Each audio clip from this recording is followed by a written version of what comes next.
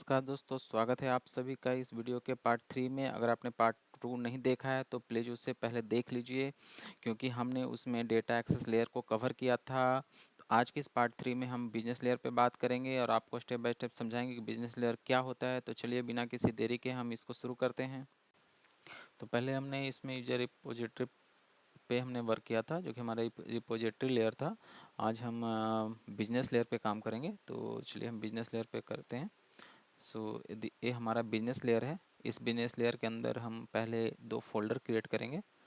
Add new folder, हमारा ये interface होगा, इंटरफेस।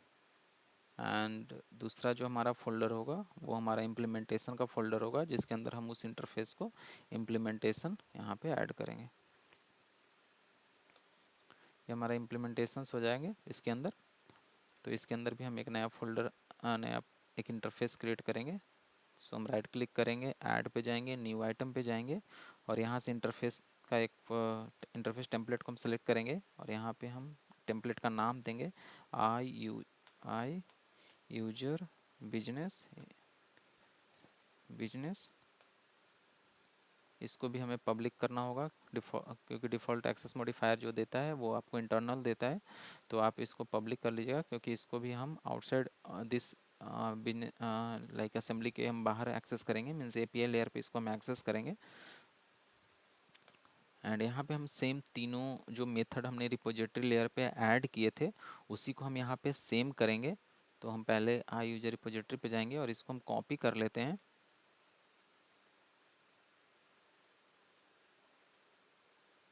और जो हमारा बिजनेस लेयर है उसमें हम आते हैं इंटरफेस आई यूजर बिजनेस पे, और इसके अंदर हम तीनों इंटरफेस को जो मेथड्स हमारे हैं, add user, gate user bye ID, इसको हम डिक्लेयर कर देंगे यहाँ पे।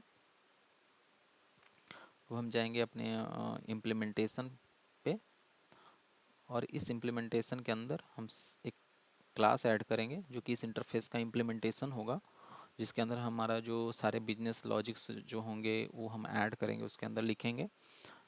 हम पहले इस पे ऐड जाएंगे, ऐड न्यू क्लास पे जाएंगे यहाँ पे, और यहाँ पे हम क्लास का नाम देंगे जो कि हमारा यूजर बिजनेस होगा।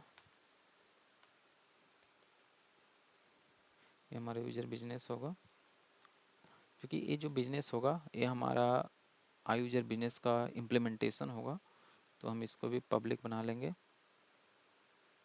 और ये हमारा आई यूजर बिजनेस होगा, जो कि ये क्लास है, इंटरफेस है।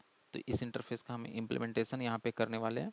तो हम इम्प्लीमेंट इंटरफेस पे क्लिक करेंगे। यहाँ पे आप देखेंगे कि इम्प्लीमेंटेशन का आपको सजेशन दे देगा। तो आप इम्प्लीमेंट इंटरफेस पे क्लिक करिएगा, ये आपको सारा क्रिएट करके दे देगा। यहाँ भी हम सेम प्राइमरी कंस्ट्रक्टर को यूज करेंगे। तो चूँकि ये बिजनेस लेयर है, तो बिजनेस लेयर में हम रिपोजिटरी लेयर को इंजेक्ट करते हैं। तो इसलिए हम यहाँ प्राइमरी कंस्ट्रक्टर पे लिखेंगे आई यूजर रिपोजिटरी। जब इस यूजर रिपोजिटरी पे आप जब क्लिक करेंगे तो ये आपको एक सजेशन देगा कि आपको create and assign property user repository. तो आप इस पर क्लिक कर दीजिएगा। क्लिक करने के बाद यहाँ पे आपको दे देगा। अगर ये क्लिक पे सजेशन नहीं देता है तो आप इसको मैनुअली राइट कर लीजिएगा। तो यहाँ पे यूजर रिपोजिटरी हमारा हो गया। अब यहाँ पे हम अपना बिजनेस लेयर का जो लॉजिक्स होता है, तो अभी हमारे पास उतना कोई लॉजिक्स है नहीं, क्योंकि सिंपली हम अभी ऐड यूजर और गेट यूजर करते हैं। बट जब आप रियल प्रोजेक्ट पे आप जब काम करेंगे तो आपके पास बहुत सारे लॉजिक्स आपको लिखने को मिलेंगे, डिपेंड्स बिजनेस रिक्वायरमेंट पे। तो वो सारा जो लॉजिक्स होता है वो सब हम इसी बिजनेस लेयर पे लिखते हैं, ना कि हम डेटाबेस एक्सेस लेयर पे लिखते हैं, जो कि हमारा रिपोजिटरी लेयर या उसको डेटा एक्सेस लेयर जो हम कहते हैं। तो वो डेटा एक्सेस लेयर में सिर्फ हम वही काम को लिखते हैं, वही चीज़ों को लिखते हैं जो हमारे डेटाबेस से रिलेटेड होते हैं, जिसका सिर्फ कम्युनिकेशन डेटाबेस के साथ होना हो।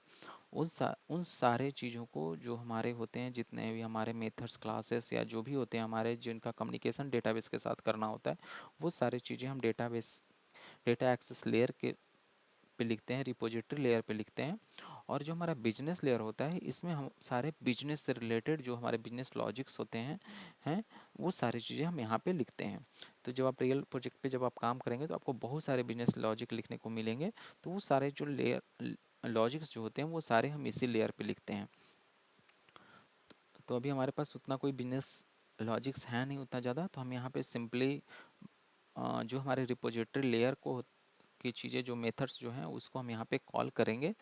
हमारे यहाँ जो रिपोजिटरी लेयर, बिजनेस लेयर और एपीआई लेयर बनाने का सिर्फ यही मकसद था कि इसके साथ साथ हम आपको थ्री लेयर आर्किटेक्चर भी बताते चले कि हम थ्री लेयर आर्किटेक्चर को कैसे यूज करते हैं, कैसे हम रिपोजिटरी पैटर्न हम यूज करते हैं, तो उसको हम साथ में साथ इसके साथ कवर करते चलेंगे। तो आपको ये भी पता चल हो जाएगा कि कैसे रिपोजिटरी लेयर होता क्या है, रिपोजिटरी पैटर्न हम कैसे यूज करते हैं, तो वो सारी चीज़ें आपको इसमें कवर मिल जाएंगी। तो हम यहाँ पे इसके अंदर हम same await user repository dot add user, इसके अंदर हमने ऐड यूजर को कॉल कर लिया। ये हमारा गेट यूजर्स है। तो हम यहाँ पे लिखें return await user repository dot gate user. ये हमारा गेट यूजर मेथड हो गया, जो कि हमें सारा गेट यूजर्स, सारे यूजर्स को हमें रिटर्न करके देगा। और ये हमारा जो होगा गेट यूजर बाई आईडी होगा।